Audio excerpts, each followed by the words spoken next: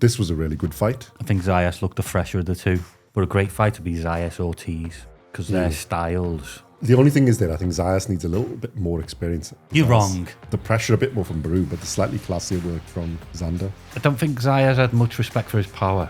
That the winner of Murtazaliev and Kelly was going to fight the winner of Zayas and Baraou. If it does, what do you think? Zayas versus Kelly? Be a boring fight. I think that's a good fight for both of them.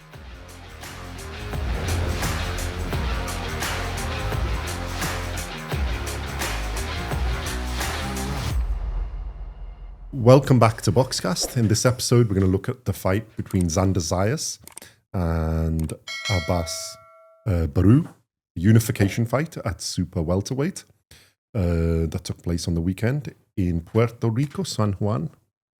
San Juan in Puerto Rico, sorry. Reading it. Sounded like Gareth Davis now when he starts like Mexico. I've been watching a bit too much. Because he just has some interesting opinions, shall we say. So yeah, the fight took place. Xander Zayas won majority decision. But this was a really good fight. Compared to the other fight on the weekend between Murtazaliev and Kelly. There was some rumors and some things of that the winner of this would be facing the winner of that.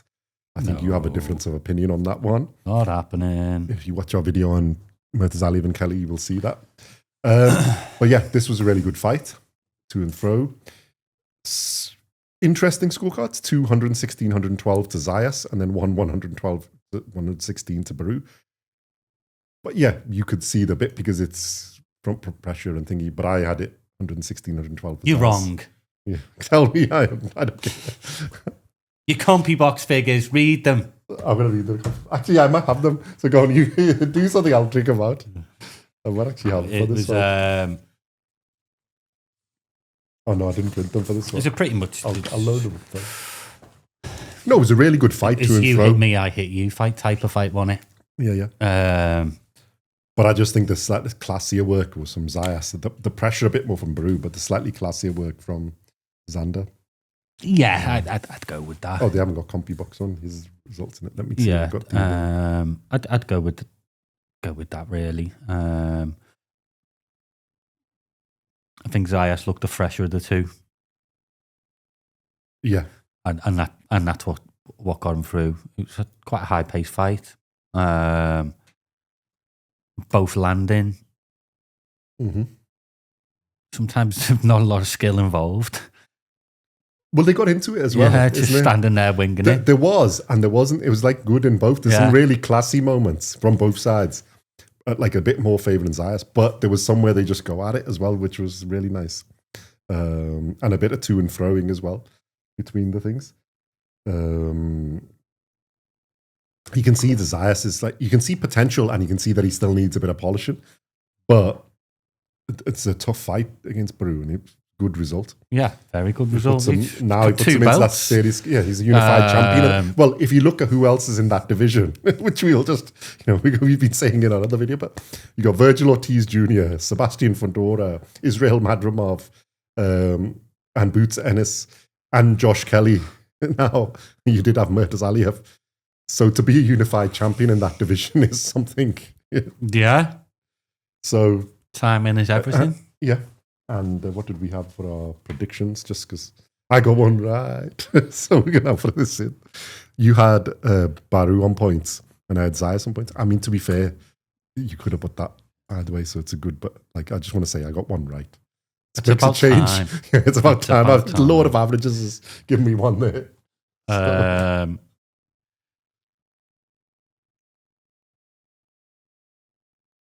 I don't think Zayas had much respect for his power. Mm. Which, a fight I'd love to see Zayas next. Well, a fight that would be superb. I don't think it would happen next because there's politics and stuff in the way. But a great fight would be Zayas Ortiz because their styles. Yeah, it would just make it be phenomenal. The only thing is that I think Zayas needs a little bit more experience, and then that could be an all-time classic. I think Ortiz just has a little bit more experience at the moment. Although he doesn't have the belt. Zayas has two of them. So. Zayas is the champion, mate. Number one. I mean, the fight everybody wants to see, and it's going to be in our 2026 list, is the Boots and Ortiz Jr. one. But I think that's a little bit on hold for the moment because of the politics. But yeah, I think out of all of them, I think the matchup would be Ortiz and Zayas would be absolutely. I don't know where Zayas goes next. Well, like I said, there was some rumor that the winner of Murtazaliev and Kelly was going to fight the winner of Zayas and Baraou in another unification fight. I mean, but I think they were hoping that Murtazaliev was going to win there. If that happens, I think it's Kelly a great versus fight Zayas. for Josh Kelly. Well, you can be a 3-belt world champion. I think that's a good fight for both of them. I just can't see it, though. I think that's a good fight for both of them because you look at that division and you think Josh Kelly or Xander Zayas could have 3 belts. And you look at the other people in that division and you think, wow. And there's a huge number of big fights then. Don't.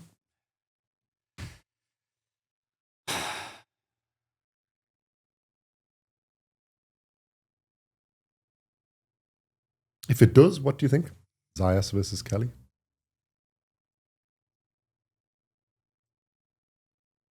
I don't know. Is the honest answer to that one?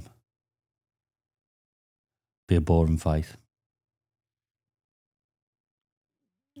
I think Zayas would make it a fight.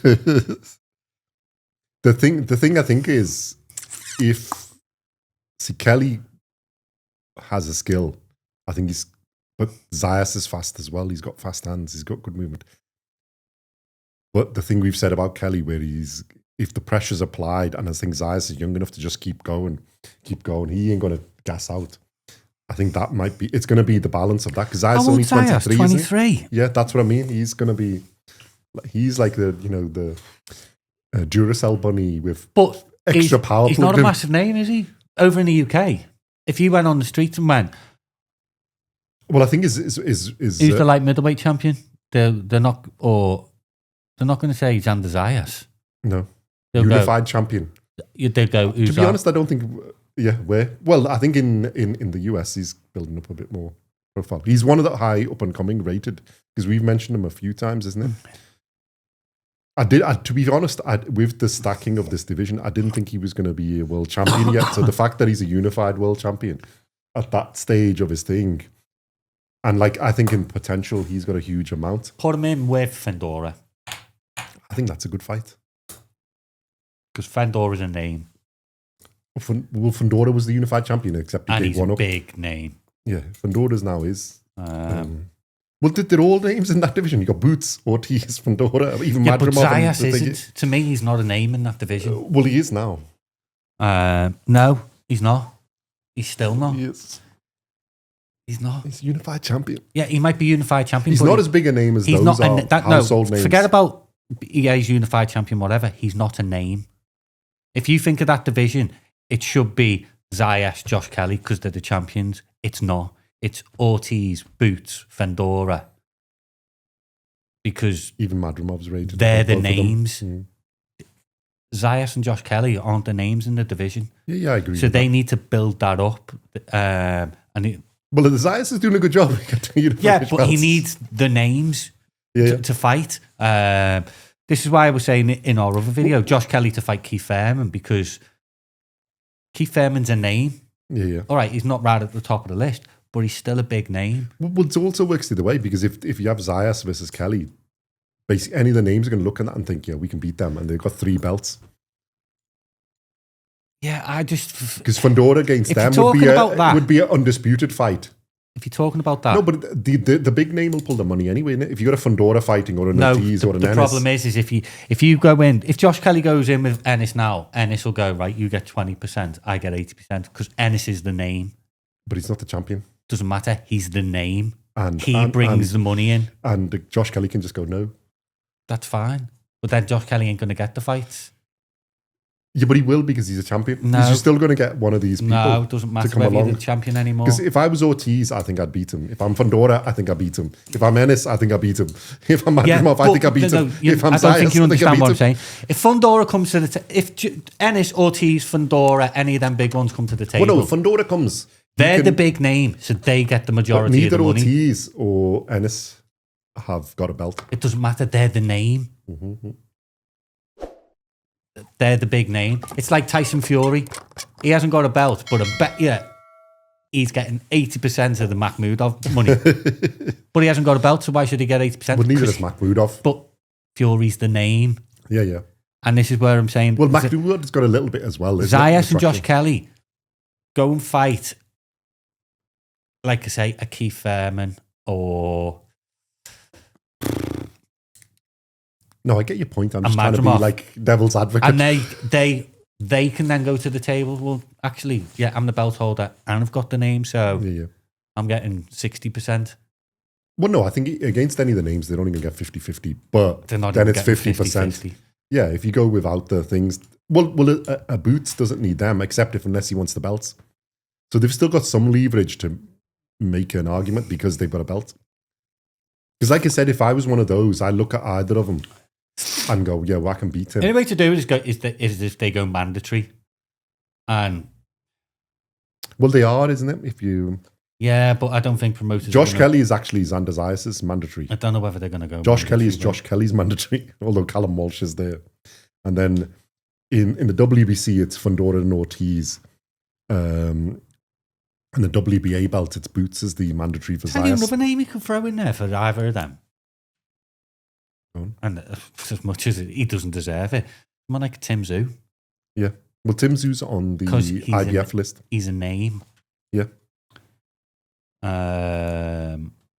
Like say, and this is if they're just chasing greatness to be the best in the division and money's not an issue, then yeah, they can fight them. But if they want the big paydays in the future, well if I look at it from like age-wise, Zayas has got time, and from his, I don't think he's already got 2 belts and he doesn't need to rush, and he will be a huge name. I think he's got the potential to take over that bit, but I think if he jumps too soon, it's probably going to be too soon. I think Josh Kelly's got, because of his age, has got less time, and he's finally made it. He needs to make those big bucks in the next few fights. I think, yeah, on Kelly's point, I think you're correct. He needs to have like he needs to build his resume a bit to get to that level. So with Thurman, the Callum Walsh fight, where you get a big audience and you can go to, he says, look, I got 100, we got 70,000, we sold this many tickets. Because he will get a British audience if you fight a Callum Walsh. Keith Thurman, you can get. The problem is you're not going to get like an Ortiz or Boots. That's probably going to be in LA because you're going to get the Ortiz or Boots. I promise you now. Go and say to Ortiz or Boots, or do you think you beat Josh Kelly? They'll go, who? The answer is yes. Who's that? That's what they're going to say. Zayas still know because he's in the same camp and stuff in it. They'll know he's been brought. Like he is the wonder kid. That's and then Puerto Ricans over the water on our side. They ain't heard of Josh Kelly. No. No way. And that's no disrespect to Josh Kelly. And it's why... Yeah, it's the same one. Like if we asked most people out who's Xander Zayas, they don't know. And he's like the unified champion. But this is just the lack of knowledge. I'm saying maybe they need each other for do you know what it is? Name. This is why they need to watch Genuine Fake Boxing to learn these things. I just think both of them need a big... Like say, a Keith Thurman, a Madrimov, although he's... the problem is both of them with any of them. But I think Keith Thurman's dangerous for both of them because of his experience. But it's I think for Kelly, Keith Thurman makes more sense. Yeah. I think for the Zayas, he's got a bit more because he's got 2 belts. I think that there's Ortiz and Ennis haven't got belts. They call out Fundora wants to unify, so he's got a bit more leverage. I think Josh Kelly's got a little bit as well to get those. It'd be interesting to see who they pick. And then they could fight each other, but I don't think that's as big a fight as you've got the other people, like you've said. But then they have 3 belts, so you're going to get called out by somebody big. And with 3 belts, I think you've got a fair bit of leverage to get. Yeah, if you can get 3 belts, yeah. Definitely. Which is why I think they were making the Zayas and Kelly fight. How hard was it for Opataya to get a fight? Yeah, but Opataya's... Case in point, though. That was a problem for Murtazaliev, though. I don't think Zayas and I don't think Josh Kelly will have that difficulty because I think most of them think you never know. Politics takes over, mate. Yeah, but I think forget about you take the fighters away because I think 9 times out of 10 it's not the fighters. Who's representing? Well, Josh Kelly's Matchroom. Okay. Eddie Hearn does like to make the best fights. Who's Boots with now? Boots with Eddie Hearn. Yeah, Matchroom as well, isn't he? Ortiz is in the limbo. Josh Kelly Boots is an easy fight to make for Eddie Hearn, but Eddie Hearn's thinking it's not a big fight, and I don't think it is a big fight. Well, also you're taking one of your Boots is going to get fights anyway because his reputation, and you're losing Josh Kelly as a champion, isn't it? Zayas it makes sense. Because Zayas is still a bit inexperienced, isn't he? So I think there's how cool would it be if you got a British unified champion? We're talking about unification straight away. Go and have a few mandatories. Go and have a few voluntary defences. But if you're going to take the risk... If you're 23 years of age... he's got time. Zayas has got lots of time on his side. Go and take your time. Yeah, but his mandatories Enjoy being a champion. I'll tell you his mandatories are Josh Kelly and Boots Ennis. Boots Ennis is the interim WBA champion. Boots Ennis... And Josh Kelly is the number one on the WBO. Boots Ennis doesn't get Ortiz, it'll be Zayas, Boots Ennis. I think Eddie Hearn will really push for that. And then... Josh Kelly. Boots Ennis, Josh Kelly. Dead easy fight to make. Boom. Yeah. Going to throw Josh Kelly in with Keith Thurman, Zayas in with Ennis, and then say Kelly wins and Boots wins. That's a fight. Well, I don't think he minds then, because he will mind, but if Thurman wins, you'd expect Boots to take him out. So you got Boots as the unified champion. And no disrespect to Josh Kelly. We should be charging Eddie Hearn their consultancy fees. But Boots Ennis is Eddie Hearn's guy. Yeah. Boots Ennis I think Boots is one of the ones they think can clean up this division, isn't it? Boots Ennis is the money man. Josh Kelly ain't the money man yet. Yeah. And unfortunately, boxing comes out, and rightly so, because these guys go in the ring and put their lives on the line, so they should be getting very, very well paid for it. So we shall see. But for Zayas, with him being 23, I just gotta make some voluntary defences, man. Enjoy having titles. If I was him, the fight I'd go after is Kelly, Josh Kelly. Yeah, you can go after it, but. Well, no, but Kelly's is one of his is the WBO mandatory. If I was picking between Josh Kelly and Boots Ennis, the guy I'd fight at 23 is Josh Kelly and not Boots Ennis. Look, I get this thing of becoming undisputed. I do get it, but I think you're so in a rush to get it now. I think he's trying to be the young. Well, it can't be the youngest because Tyson was, wasn't it? I think, but I just think this. I think you might be rushing the guys a little bit too much now. Yeah. I'm not saying that's not what I would do, but I think. But the problem is in this division, there's a lot. Well, you got both Zoo brothers, isn't it? And Nikita Zoo's unbeaten. But he's had about 3 fights. Well, 11, but yeah, I know what you mean. Yeah, I think maybe that. If you wanted a fight where more, that's good, still a bit of a challenge. And interesting, it's one of the Zoo bros. But Tim Zoo is the name, isn't it? In there of the non-ones we've mentioned, Tim Zoo is probably the other guy. That's a big enough name. Probably him and Thurman are the 2 big enough names to get you. Weirdly, yeah. A fight. And if you're a Josh Kelly or a Zayas, you probably fancy your chances against that. See, the thing is, I'll think of it from a promoter's point of view. Keith Thurman and Zoo is you're not going to have to pay them a lot of money. Well, no, both of them will be on decent pay. Yeah, but the fact is, they'll jump at the chance to take the fight because it's a world title fight. Unfortunately, they're not in a position to go anywhere. Mm-hmm. They're not a mandatory for anything really. Mm-hmm. So if you're a world title Keith holder, Thurman isn't that far from being it. But if you say to Keith Thurman, right, fight Josh Kelly, world title fight, you're only getting 30%. I bet you would jump at it. From a promoter, and the same with Tim Zoo. Well, I think they jump at it just for the world title fight. Exactly. To get back, be relevant. And although Keith Thurman is they're going to be cheaper, bet yeah. And I know money shouldn't come into it, but it does. You know, we're going to do a video about what fights we want to see. So, yeah, Zayas for me. Zayas has got time. I think that's a different thing.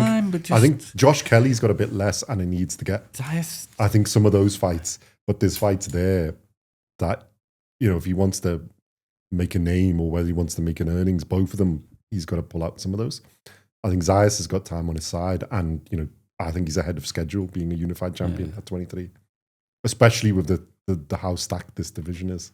It's arguably one of the most stacked divisions in the whole weight class. Your big names need to start. Well, they need to sort the politics out and do it. And anyway, that's a good segue because we're going to do a video on what fights we want to see in 2026. Cool. I don't know what the undercard. I haven't watched the undercard of this, so that's basically that. But yeah, well done to Xander Zayas. Well done for Baraou making it a fight. It was really, really good. Really entertaining. So yeah, let us know your thoughts in the comments. Like and subscribe as usual. Follow us on Instagram and on TikTok at GenuineFakeBoxing. Leave your opinions on any of them or all of them, or in the comments of what you want to see. And then in the stacked division, what matchups would you like to see? Who would you like to see for Zayas? Watch our video on Murtazaliev and Josh Kelly and see, you know, who we think they're and what we would like to see with them. And then the other names in this super welterweight division, you know, Boots and Ortiz and Fandora and Madrimov, etc., etc. Who would you like to see them fight? Is Thurman there? Callum Walsh coming up as well. The Zoo brothers. So what matchups would you like to see? Let us know in the comments and on any of our other social media. Thank you very much for watching and listening. We shall see you in the next one. Keep an eye out for them. Thank you.